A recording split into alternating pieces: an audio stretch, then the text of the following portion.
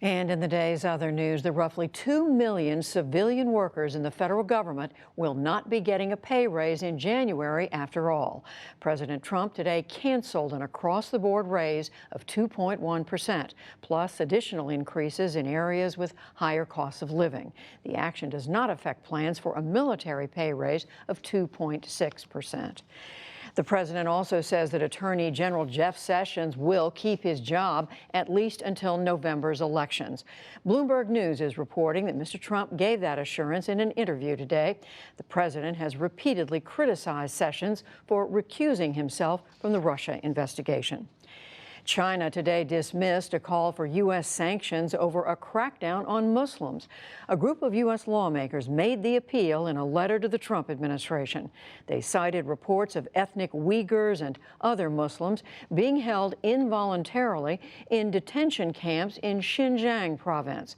We will look at the plight of the Uyghurs later in the program. In Syria, there are growing signs that the military may soon attack the country's last opposition enclave. The target is Idlib province, and Syria's foreign minister says the regime will, quote, go all the way unless the rebels surrender. In Geneva today, the United Nations Syria envoy warned that the lives of 3 million people are in jeopardy. While we are aware that efforts and discussions are taking place to avoid the worst-case scenario, one cannot ignore that miscalculations may indeed occur, leading to unforeseen escalations, and we are all very much concerned. Syria's ally, Russia, announced that it will begin major naval exercises on Saturday just off the Syrian coast. Back in this country, Michigan State University said today that it has been cleared of mishandling a sexual abuse scandal.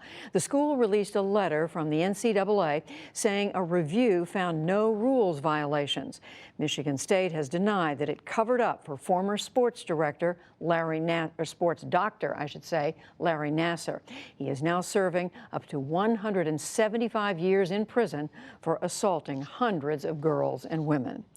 At Ohio State University, investigators say now at least 145 people have accused a former school doctor there of sexual abuse. Richard Strauss allegedly groped scores of male athletes and other students over 2 decades. He committed suicide in 2005. In Encino, California, a man was arrested today on charges of making death threats against employees of the Boston Globe newspaper. Federal prosecutors say Robert Chain made more than a dozen threatening calls to the Globe newsroom this month. That is after the paper organized editorials in papers nationwide, promoting freedom of the press and pushing back on President Trump's attacks on the news media.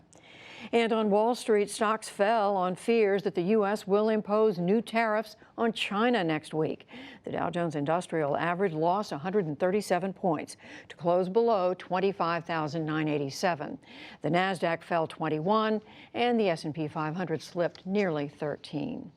Still to come on the NewsHour, the U.S. Justice Department weighs in on Harvard's admissions policies, exposing China's crackdown on a Muslim minority. A look at how Supreme Court nominee Brett Kavanaugh has ruled on business issues, and much more.